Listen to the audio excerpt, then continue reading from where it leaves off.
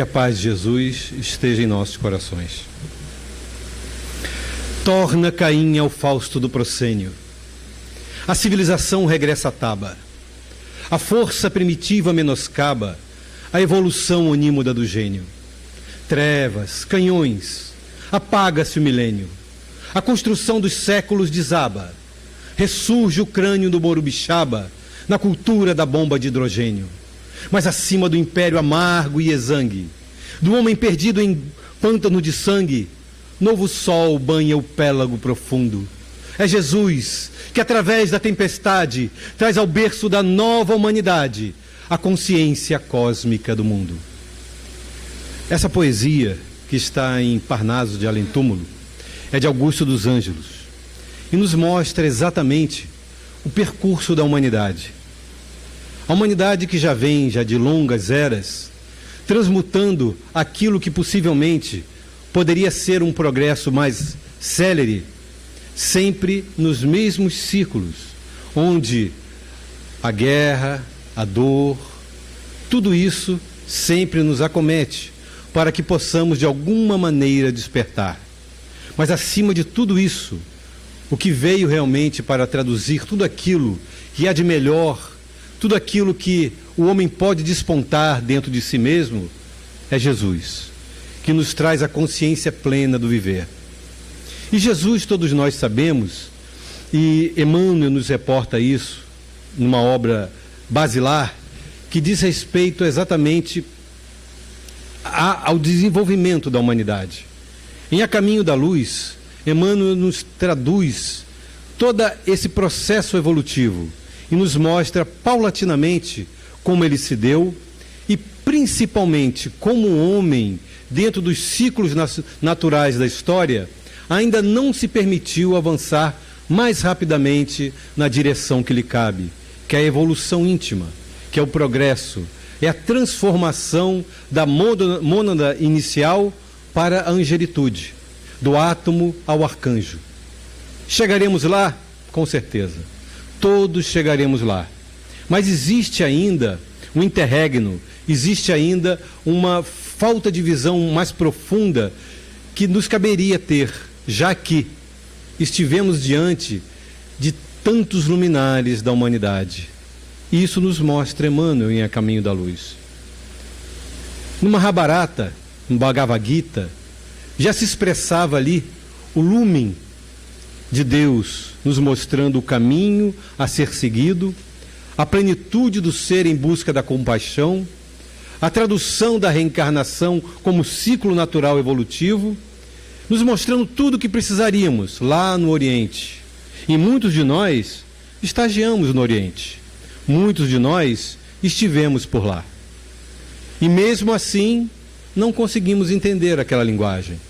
Não conseguimos traduzir para a nossa compreensão aquilo que era o fulcro divino, aquilo que vinha tangido pelo lastro natural do aspecto cristão.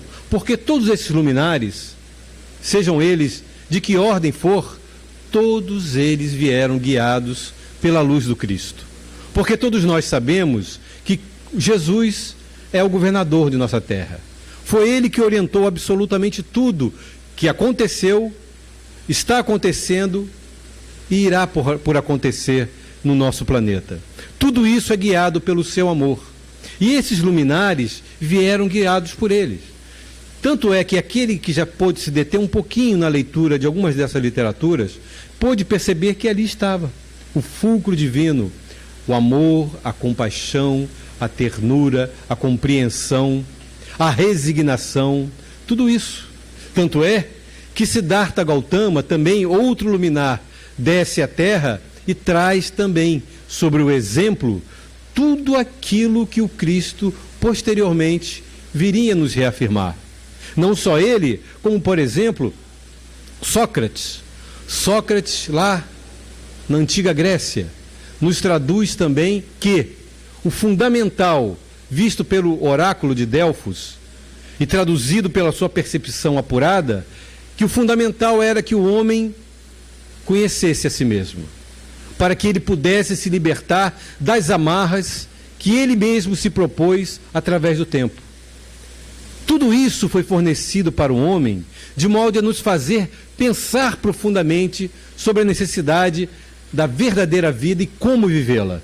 Mas mesmo assim, rechaçamos tudo isso, absolutamente tudo.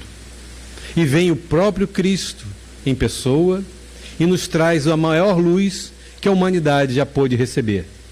Toda ela singrada pela nau do seu amor, da sua paz, da sua ternura, da sua compreensão absoluta sobre absolutamente tudo. E mesmo assim, nós o crucificamos. Mesmo assim, nós o enxotamos. Mesmo assim, não quisemos segui-lo. Eu falo isso porque, na verdade, mesmo depois do Cristo, nós estivemos aonde? Nas igrejas, tanto as católicas como as reformadas. Todos nós estivemos lá. Todos nós. Aí vem sempre a pergunta: por que não conseguimos entender o recado? Por que a gente não pôde, depois de tanto burilamento, de tantas experiências, de tanto sofrimento, não conseguimos ainda entender o significado profundo do que o Cristo nos trouxe? Porque se a gente for perceber como a humanidade ainda vive, estamos muito aquém daquilo que está predisposto no Evangelho de Jesus. Tudo aquilo que ele nos trouxe vai exatamente na contramão do que a humanidade vem fazendo. Absolutamente na contramão. Por quê? Essa é a pergunta que eu devo fazer a mim mesmo. Por quê? Porque se toda a luz da humanidade estava ali e eu não pude compreender, é porque possivelmente eu não tinha maturidade espiritual para compreender. Nenhuma maturidade. Então vem o Cristo e nos traz toda essa luz. Depois reforçada pelo seu apóstolo de amor.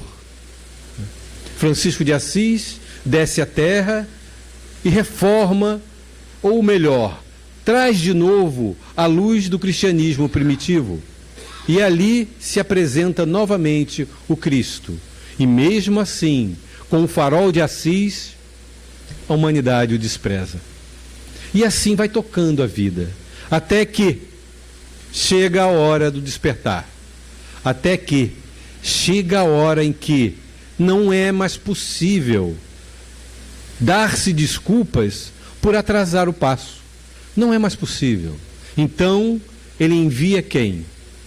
O Consolador prometido. Só que esse Consolador prometido, ele tem um aspecto muito interessante, muito diferente do que veio até hoje à Terra, porque é exatamente nele que nós vamos encontrar aquilo que nos faltou lá atrás, no passado. Tudo aquilo que a gente não conseguiu compreender, a doutrina espírita traz sobre um aspecto fundamental, que é esse aspecto que nós espíritas deveríamos nos debruçar. Por quê? Porque durante muito tempo ouvimos muitas teologias, muito misticismo, muito sentimentalismo, tudo isso a gente já conhece. Conhece muito. A gente já viveu muito isso. O sistema da culpa, o sistema da dor, da imposição de tudo aquilo que era sofrimento para o homem, como se Deus fosse um carrasco, como se Deus fosse alguém que impusesse alguma coisa para os seus filhos. E isso ficou implícito, preso no nosso psiquismo. E esse atavismo ainda nos condiciona a um pensamento completamente retrógrado, voltado ainda para as igrejas do passado. Pensa só um pouquinho. Como é que a gente pensava nas igrejas do passado? Primeiro tinha alguém, ou algumas pessoas, que eram as donas da verdade, as donas do poder. Todos obedeciam a essas pessoas, às suas normativas, aos seus dogmas, que não eram os dogmas do Cristo, eram os dogmas das igrejas. Aceitávamos esses dogmas, incorporamos, na verdade, eles ao nosso existir, à nossa consciência, ao nosso proceder, e isso ficou como marca definitiva durante mais de 1500 anos em nossas existências. Então vocês imaginem uma marca impressa durante 1500 anos. É fácil de se livrar dela? Não. É muito difícil. Tanto é, isso até é um convite que eu faço a vocês. Quando vocês forem perceber um orador, forem ver uma palestra, ler um livro, comecem a perceber, analisar o livro e a palestra e ver o tom que existe por trás do que está sendo falado. Não é um tom de maldade, não. Eu não estou vendo para uma análise crítica, não é isso. É para que a gente perceba que em todos, quase todos, está esse tom das igrejas do passado. Quase todos eles são permeados por essas noções das igrejas que nortearam a nossa forma de pensar. Então aquela culpa católica, ela ainda está dentro da gente. Faz parte do que nós somos ainda. Então é muito difícil sair desse ciclo. Por isso que a gente passa encarnações e encarnações só para depurar essa percepção. É muito difícil. Então, vem o Consolador primitivo e nos traz um aspecto basilar, fundamental e que a maioria fala muito, mas não pensa profundamente sobre isso. Qual seja a racionalidade, a razão. A razão. Olhar a vida com razão. Porque muita gente fala assim, mas você é uma coisa tão fria, a razão, você está falando de ciência, de tudo isso. Mas vamos lá.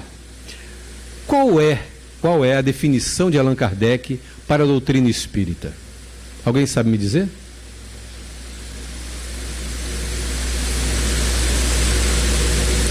Alguém sabe me dizer? Vamos fazer uma pergunta. Eu não ia fazer pergunta hoje não, mas vamos lá. Todo mundo aqui é espírita. Então, qual é a definição da doutrina espírita? Isso é básico, né? Todos deveríamos saber. Quando estávamos nas igrejas, guardávamos os salmos, as rezas, isso tudo está aí. Se a gente fizer uma regressão de memória em todo mundo aqui, vai ver que vai recordar isso rapidinho. Mas nós voltamos, saímos das igrejas reformadas, agora estamos dentro de um outro aspecto. Somos cristãos, temos como base o amor do Cristo, o Evangelho, mas ele nos falou que seria necessário esse Consolador para que pudéssemos subir um degrau, para que pudéssemos olhar o seu amor, tudo aquilo que ele nos trouxe, sobre a ótica verdadeira, não mais com o misticismo, com as teologias do passado, mudar completamente isso. E é isso que o espírita precisa fazer. Então, basicamente, eu preciso saber o que eu estou fazendo. Eu deixei vocês pensarem, viu que eu falei para vocês pensarem, né? Alguém sabe qual é a definição da doutrina espírita? Bom, então, eu vou fazer o seguinte. Nós vamos falar de doutrina espírita na sua base, né? Porque não adianta a gente avançar se a gente não tem a base, né? Não adianta a gente falar de aspectos maravilhosos. Por exemplo, um dia eu estava conversando com um amigo, ele já falou, Jair, vamos conversar sobre mediunidade? Eu falei, a gente pode conversar sim, eu acho bacana, eu adoro conversar sobre mediunidade, apesar de saber muito pouco, eu gostaria vamos conversar sobre mediunidade, né? Mas você conhece alguma coisa de mediunidade? Não. Você sabe o que é mediunidade? Não. Você sabe quem estudou mediunidade? Não. Bom, então, a gente vai começar no Beabá. A gente vai passar algumas informações do Beabá para depois você avançar. Porque na banca escolar não é assim que funciona? Eu tenho que começar no Beabá para depois ir avançando. Porque não adianta eu querer ir lá para frente se eu não souber o Beabá. Então eu vou dar a cola, tá? Só dessa vez, hein? Se você quiser escrever aí, pode escrever. Olha, a doutrina espírita definida por Allan Kardec era definida da seguinte maneira: doutrina filosófica de base científica e consequências ético-morais. É assim que é definida por Allan Kardec. Vou repetir. Doutrina filosófica de base científica e consequências ético-morais. Né?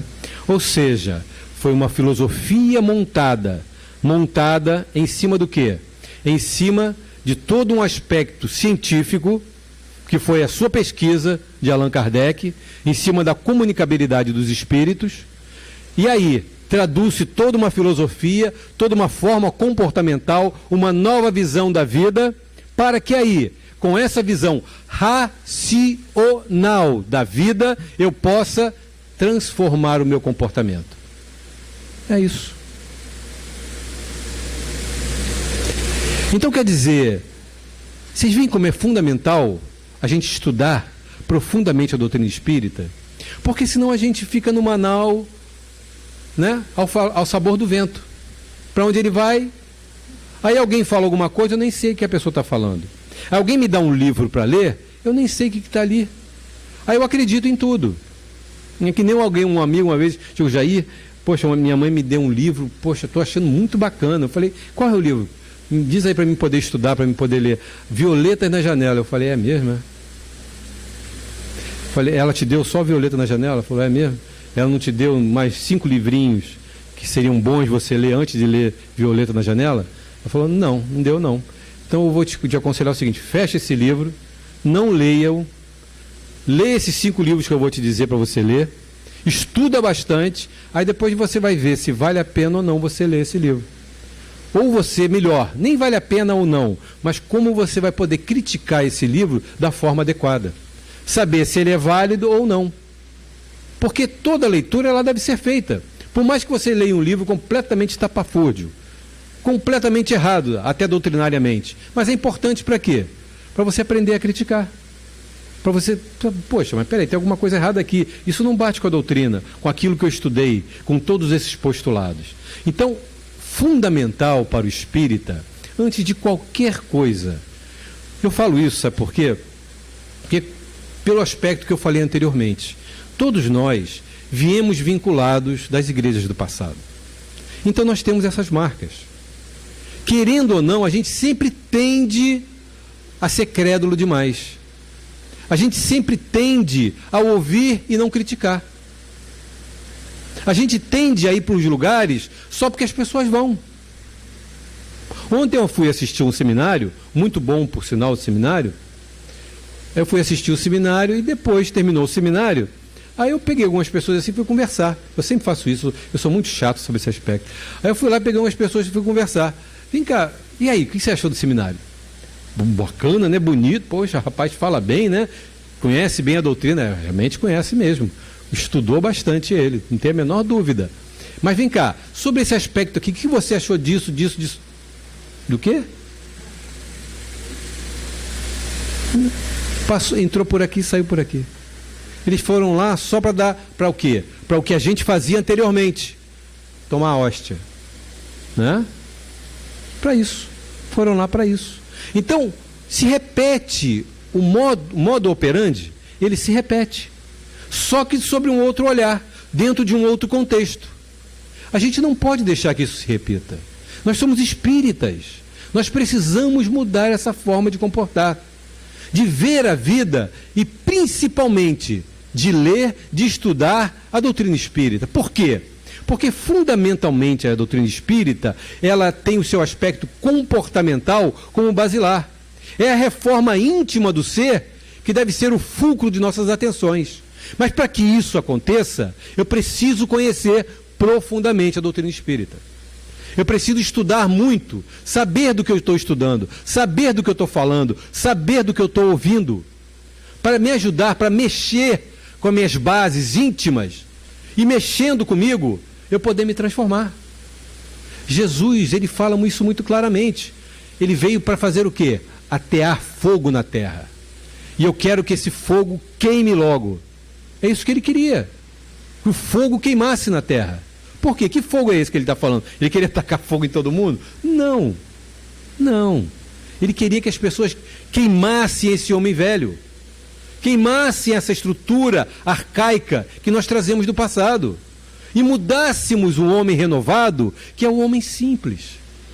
É o homem que compreende, o homem racional, bom, com um coração dulcificado por essa compreensão profunda das máximas do Cristo. E mais do que isso, vivenciando-as todos os dias da sua vida. Mas para que ele faça isso, é necessário que ele compreenda. Por isso, volto a frisar, o aspecto racional da doutrina, ele é basilar, ele é fundamental para nós outros que estamos mormente nesse momento na Terra. Todos nós, quem quer que seja. Quando a doutrina espírita vem, ao mesmo tempo, ou contemporâneo, né? Porque na verdade ele desencarna exatamente como quando sai, no ano em que sai o Livro dos Espíritos, em 1857. Desencarna, vocês sabem quem? Um pensador muito importante na humanidade. Não, Kardec não. 1857 é quando é publicado o Livro dos Espíritos, o primeiro livro. Kardec desencarna em 1869. Em 57 desencarna Augusto Comte, que traz as ideias do positivismo, contemporâneo de Kardec. Por que ele é importante, Augusto Comte? Augusto Comte, ele vem exatamente no momento onde se rompem os laços da igreja, na queda da Bastilha, em 1789, ele nasce em 1798, e ele desenvolve, através dessa percepção de que as doutrinas do passado, a mistificação, as teologias, tudo isso, não dariam conta de dar para o homem a visão racional da vida. E o homem precisava disso. E precisa mesmo. Precisa. Para desenvolver o seu senso crítico, a sua capacidade de ver as coisas como elas são realmente. De fazer as perguntas que devem ser feitas. Não se calar diante da vida e ficar só olhando como espectador. O que Kardec faz? Kardec não era positivista, mas ele estava envolto no clima do positivismo. Bebeu da fonte e trabalhava com esse olhar. Por isso, ele coloca na definição da doutrina espírita o quê? A sua base científica, como fundamental para o desenvolvimento da racionalidade e compreensão do que é necessário para transformar-se, transformar o seu comportamento. Às vezes parece assim, a gente fica pensando assim, poxa, mas a doutrina espírita é isso? Não é o Cristo? Mas vocês já pararam para pensar no Cristo? No que ele nos trouxe? A sua forma, a sua abordagem? A sua didática? Já pensaram na sua didática? Porque a gente não pode comparar, quando a gente fala de Jesus, a gente não pode comparar o quê? O que ele era. Porque é um espírito muito além da nossa compreensão. Então não dá para... Ah, não, Jesus fazia isso, Jesus amava a todos. Com certeza amava a todos. Mas quem é capaz de amar a todos? Nós não somos ainda capazes de fazer isso. Então isso não dá para a gente ainda. O que dá é aquilo que ele nos trouxe como informação, para que seguíssemos aquele caminho, que era a verdade e a vida. E esse caminho da verdade e da vida, na verdade, nada mais é do que conhecer-se a si mesmo. Que Sócrates já tinha trazido. E esse conhecer a si mesmo seria, se todos pudessem praticar, o mundo desabrocharia. As consciências desabrochariam. Mas por que a gente não consegue fazer isso? Primeiro, que a gente tem medo. Tem medo mesmo. Primeiro, e segundo, a gente não tem a vontade firme de fazer, de ter esse tipo de determinação para esse aspecto da vida, porque as outras coisas, principalmente os aspectos sensórios e materiais, nos chamam muito mais atenção do que os aspectos espirituais, que é a nossa essência, que é o que nós somos. Mas como estamos vinculados, chumbados, presos sobre esse aspecto, a gente não consegue avançar. Vocês entendem por que da racionalidade? Porque você desenvolvendo a sua capacidade de raciocinar, de logicar, de criticar, você começa a mudar a sua visão da vida. Mudar completamente tudo. Só que, além disso, da racionalidade, teria que vir algo mais, é óbvio. Só racionalidade não dá conta disso. Por quê? Se fosse só a racionalidade, os cientistas, ou até os positivistas da época de Kardec, teriam avançado. mas não avançaram. Por quê? Porque existia um outro aspecto, um aspecto filosófico, um aspecto doutrinário, que esse aspecto era fundamental. Ou seja, a compreensão de que a vida continua. Então, na verdade, agora eu vou entrar no estudo de hoje, que é o item 5, né, da introdução. Nesse item 5, Kardec discorre sobre o quê? Os postulados da doutrina. Todos os postulados da doutrina. Mas como nós ainda somos alunos de primeira viagem, a gente vai fazer por minúcias só 5 aspectos, para que a gente possa pelo menos entender esses 5 aspectos e poder aos poucos, estudando em casa, porque, fazendo um parênteses, todo mundo sabe que cultura espírita se faz em casa. Não se faz no centro espírita. No centro espírita você vem, colhe algumas informações, faz algumas análises e tudo mais, mas a cultura espírita você faz em casa, estudando. Estudando e estudando muito, muito. Eu tenho uma senhora, que o nosso amigo conhece, que ela é a diretora no grupo que eu frequento. Essa senhora, eu acho que é uma das pessoas que mais estuda a doutrina espírita, que eu tenho intimidade, né? Porque eu não vou falar de Divaldo, vou falar de outros, porque eu não conheço Divaldo. Só de longe, assim, de falar oi e tudo mais. Mas a dona Ana Guimarães, ela conhece profundamente a doutrina espírita. E ela estuda até hoje o Livro dos Espíritos todo dia. E ela estuda isso há mais de 60 anos. E ela simplesmente, sabe que hora que ela acorda? Por quê? Ela é uma senhora que hoje cuida do netinho que mora com ela, e ela tem os seus afazeres domésticos, então tem muita coisa para ela fazer. Então, como ela não vai ter tempo durante o dia para fazer isso, ela acorda entre 4h30 e 5 horas da manhã, e estuda de 5 horas até 6 horas, todo dia, o Livro dos Espíritos. Faz isso há 60 anos.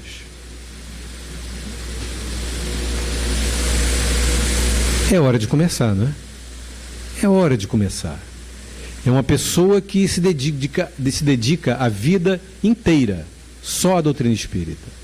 Ela dedica a vida dela, como o marido dela, que já se foi, já está na pátria espiritual, Geraldo Guimarães, também dedicava a sua vida somente à doutrina espírita, e sua filha agora, que é uma grande amiga minha do coração, que é a Nete Guimarães, também dedica a sua vida completamente à doutrina espírita. Por quê? Porque foram espíritos que já amadureceram, entenderam o que é importante na vida e se dedicam a isso. E é isso que nós outros, que nós estamos engateando, e eu me coloco junto, todos nós engateando, precisamos fazer. Todos nós precisamos entender os aspectos principais da doutrina espírita e estudá-los em profundidade. Todos eles, para que desperte em nós tudo aquilo que o Cristo nos trouxe e faça sentido tudo aquilo que Ele nos trouxe. E comecemos a colocar em prática todas as suas máximas, todos os seus postulados. Então vamos começar lá. 5 princípios da doutrina espírita. Qual é o primeiro?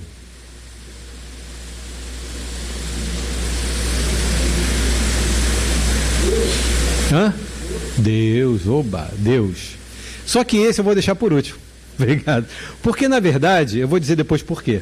Deus a gente deixa sempre por último. Apesar de estar no primeiro, ser o primeiro, eu sempre deixo por último, vou dizer depois por quê. No segundo aspecto, no segundo princípio, nós temos o quê? Reencarnação é o terceiro, mas está lá. Reencarnação. É a reencarnação. Tá? Vamos para o terceiro, então. Reencarnação. Né? Então, nós temos a reencarnação como terceiro princípio. O segundo é a comunicabilidade dos espíritos. Então, Deus, comunicabilidade dos espíritos, reencarnação, imortalidade da alma e os mundos habitados ou evolução, como quisermos. Esses são os 5 princípios da doutrina espírita, que todos nós deveríamos saber. Por quê? Por uma razão muito simples.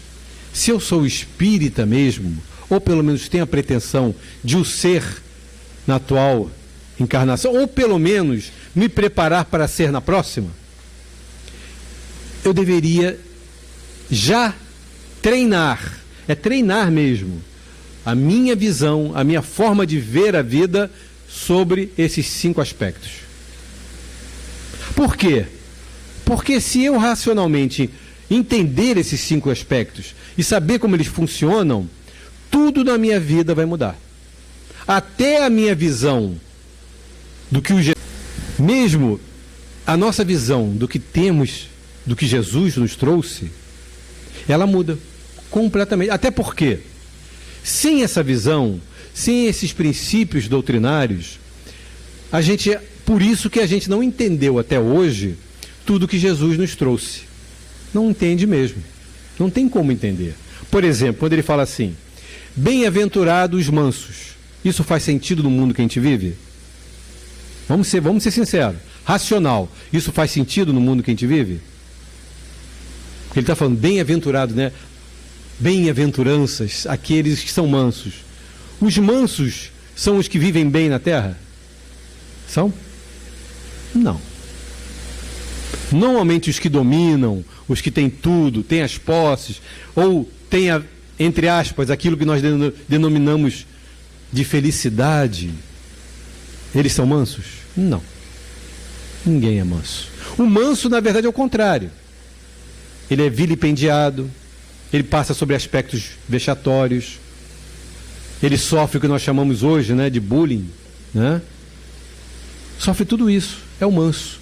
Então, qual é o sentido de Jesus falar que bem-aventurados os mansos? Isso não tem sentido nenhum. Tem, se eu olhar pela ótica da imortalidade da alma. Porque bem-aventurados os mansos, porque herdarão a terra, não herdarão essa terra. Herdarão a terra do futuro. Porque se pacificarão e terão condições de estar aqui quando passarmos para o mundo de regeneração. Só os mansos. Entenderam? Aí faz sentido. Aí faz sentido a máxima de Jesus, segundo a ótica do quê? Da imortalidade da alma. Entende como é importante entender a imortalidade da alma? Saber seus aspectos intrínsecos e como ele muda completamente a nossa visão em relação às nossas relações no nosso dia a dia. Por exemplo, eu falei agora para o nosso amigo da minha netinha, né? Eu tenho uma netinha de 2 anos que é o amor da minha vida. Então ela está lá. Se eu quiser agir como os vovôs do passado agiam, o que eles faziam? Faziam tudo que o netinho quer, né? Tudo que... Chorou, pega no colo. E não sei que... Não pode nem andar, né? Não pode nem andar. Tá certo isso? Não. Por que não? Não é só uma questão pedagógica, não. É uma questão de lógica. Sobre a ótica da imortalidade da vida, esse espírito que hoje é minha netinha, ele é um espírito imortal também. Um espírito que já tem, muito e muito tempo. E ele precisa de educação, de disciplina e de amor, é óbvio, né? Mas para que ele tenha disciplina, tenha educação, para encontrar o norte da sua atual existência, é necessário que eu apresente para ele esses aspectos. Então, eu olhando aquele espírito como espírito imortal, que já vem um espírito milenar, eu tenho a obrigação de não ter um comportamento infantilizado em relação a ele. Porque normalmente, né, você vai di, dó, bé. A criança deve olhar para você e falar assim: poxa, será que ele é retardado? Deve pensar assim, isso não é possível. Eu vou dizer por quê. Porque, na verdade, quando você vê uma criança que não é infantilizada, ela é completamente diferente. Não é porque é minha netinha, não. Mas a gente só conversa com ela como se estivesse conversando com um adulto. Não é com as mesmas ideias de um adulto, é óbvio, né? Mas como se estivesse falando, né? Estou conversando com um adulto. Estou falando com ela. Falo: Letícia, como é que você está? Tudo bem? O que você está fazendo agora? O que você quer fazer? Você quer comer o quê? Por que você quer comer isso? Você acha que é bom? E eu vou fazendo as perguntas para ela, conversando com ela, deixando que elas façam as perguntas, e todo mundo lá em casa age assim com ela. ela simplesmente no colégio dela já se destaca, porque ela consegue se expressar, concatenar ideias, formar frases com 2 anos de idade. Você acha que ela é um gênio por causa disso? Não, porque ela está sendo treinada para isso. Só isso. E como ela já tem alguma bagagem, aí que é o aspecto da imortalidade da alma. Você sabe que ela tem uma bagagem. Então você tenta perceber a bagagem dela e tenta impulsioná-la. Com disciplina, com educação e com amor. Então isso é fundamental. Ou seja, a doutrina espírita modifica até a pedagogia da conduta para com as crianças. Um aspecto prático na vida. E isso é que é o mais importante dentro da doutrina espírita. Nem eu achar que conceito bonito, né? Conceito bacana, transcende os horizontes e vai mais, vai, né? E vai exarando conceitos, né? Não é isso que é importante. O importante é eu entender a síntese do pensamento e colocá-lo em prática. Isso é que é mais importante. Isso é que é fundamental. Por exemplo, a culpa católica, né? Que nós trazemos essa bagagem dura dentro da nossa alma. Quando a gente olha sobre o que o nosso amigo chamou da reencarnação, sobre o aspecto da reencarnação, o que acontece? Tudo muda. Muda completamente. Normalmente, quando a gente age de uma forma inadequada, puxa, ou então quando alguém não vê, né? Não é quando você é jovem, né? Um adolescente, criança, aí faz alguma coisa, já sabe que alguém vai ir repreender, então você fica com medo, então você não fala, fica com a culpa e guarda aquilo, aí guarda o remorso. E isso acontece até, eu estou falando de criança, né? Mas isso acontece até aos mais velhos, né? Então guarda e aquela culpa fica armazenada. Se você não consegue trabalhar essa culpa, ela vai ficar ali, vai criar um trauma. E a psicologia estuda muito bem isso. Aí você que vai ter que trabalhar, fazer psicoterapia, para poder resolver aquela situação que você não resolveu. Mas, se você tem um olhar da doutrina espírita, eu sou reencarnacionista, sei que vou voltar, sei que eu preciso progredir, então o que eu devo fazer? Não vou ficar com culpa nenhuma, vou parar com isso. Mãe, se for criança, né? Mãe, olha, você desculpa, mas eu quebrei o negócio ali mesmo, e olha, daí foi isso que eu fiz, a senhora me perdoe, não foi por querer. Tá bem, ela vai compreender e tudo bem. Aí ele vai entender que há um diálogo, ele vai entender que a mãe tem compreensão profunda sobre esse aspecto, e não vai ter mais medo de conversar e de falar do que precisa falar com a mãe. Porque senão ele vai carregar essa culpa, esse medo, a vida inteira. E a pessoa fica com medo de fazer as coisas. Fica limitada, por quê? Porque sempre traz aquela culpa dentro dela. E mais ainda, fora aquela culpa que ela adquiriu naquele momento, ainda traz a culpa católica do passado. Quando, na verdade, a gente deve se libertar dessa culpa. Então, olhando sobre o aspecto da reencarnação, a gente vai olhar e vai falar, poxa, é verdade.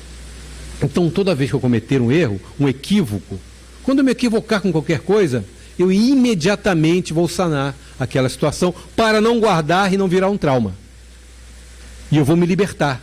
Cada vez mais, a minha consciência vai se libertando. Aí a pessoa fala assim, poxa, então eu não vou mais mentir. É verdade, você não vai mais mentir. Sabe o que está acontecendo com aquele ser humano que entendeu isso, sobre a ótica da reencarnação? Ele está adquirindo ética. Ele está passando a ser um ser ético. Olha só que maravilha que a doutrina está fazendo. Você está transformando um ser que até bem pouco tempo era preso às questões da culpa do passado em um ser ético, que olha para frente e já não teme mais o erro. Porque se errar, eu vou lá e refaço. E olho para frente. E sigo em frente. Muda completamente a vida. Completamente. E eu começo, inclusive, a respeitar o quê? O direito de errar do outro. A dificuldade do outro. Porque sei também que eu as tenho em imensa quantidade, lá do passado. Então, faz sentido aquilo que Jesus falou, não é? Ou seja, quem não tiver culpa nenhuma, que atire a primeira pedra. Né? Como todos nós temos, não dá para tirar pedra nenhuma. Não dá para culpar ninguém. Não dá para criticar ninguém. Quem sou eu para criticar quem quer que seja? Ninguém. A minha obrigação como cristão é compreender, é acolher, é tentar ajudar. Vocês veem como muda tudo? A doutrina espírita é maravilhosa. Ela é maravilhosa para quem a compreende, para quem a estuda e para quem quer colocá-la em prática. Gente, aí eu falo por mim mesmo, não porque eu seja assim, mas pela tentativa de compreensão que eu tenho tentado fazer em mim mesmo da doutrina espírita. Não existe outro farol na humanidade que possa nos libertar. Nós viemos aqui para evoluir. Nós viemos aqui para encontrar a felicidade. Viemos para fazer isso, para mais nada. Os outros conhecimentos que nós temos, eles são acessórios. São acessórios. Por quê? Porque existe um aspecto muito interessante, que isso eu aprendi com essa dona Ana Guimarães lá atrás, né? Quando eu era bem jovem. Que, na verdade, não adianta você pegar e botar o seu filho na melhor escola, na melhor universidade, dar os cursos todos que ele tem que para fazer, se ele não for uma pessoa ética.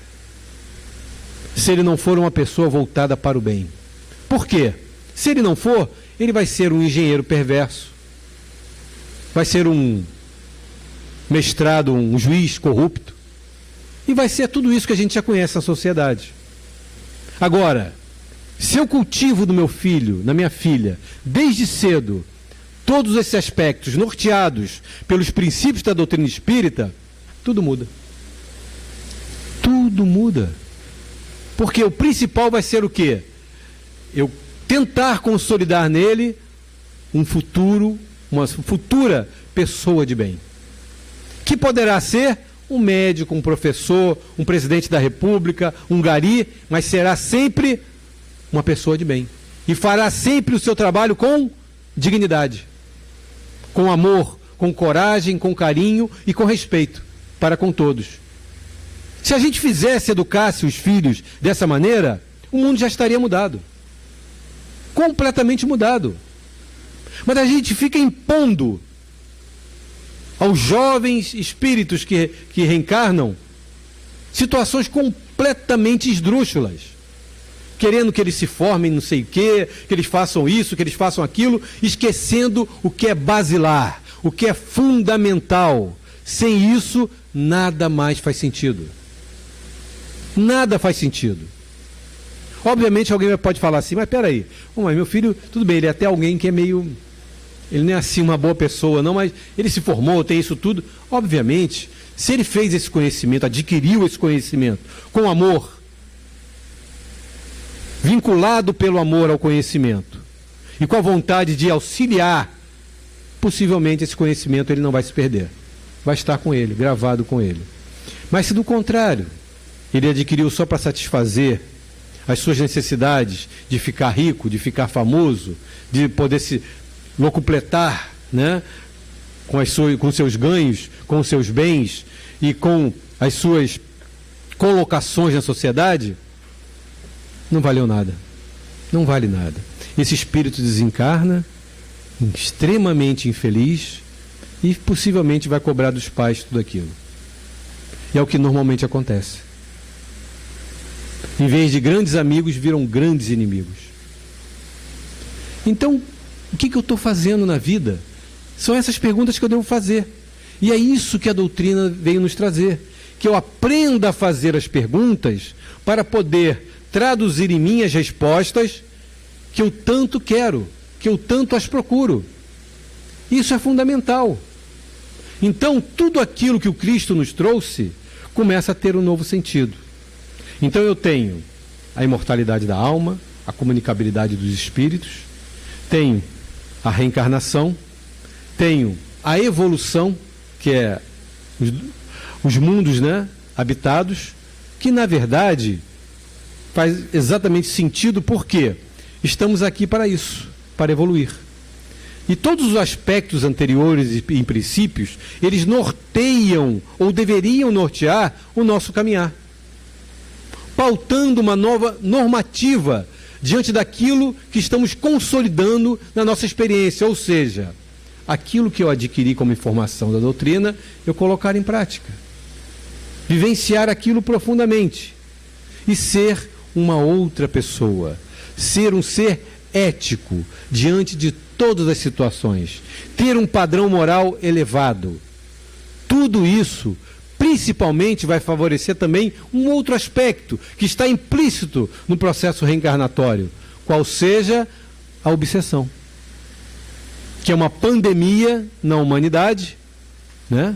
Muito mais do que esse coronavírus do que está aí, muito mais mesmo, e mais profunda, dolorosa e difícil de ser enraigada.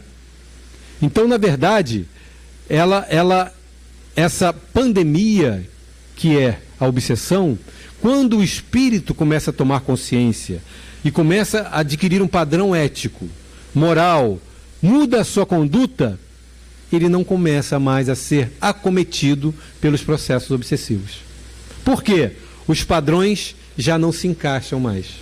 Então, aqueles inimigos do passado, eles vão continuar ali, mas eles não vão conseguir mais ter encaixe. O que vai acontecer é que possivelmente, como acontece em várias histórias contadas pelos espíritos que a gente tem na literatura espírita, há um reencontro em família, onde aqueles aspectos vão ser resolvidos.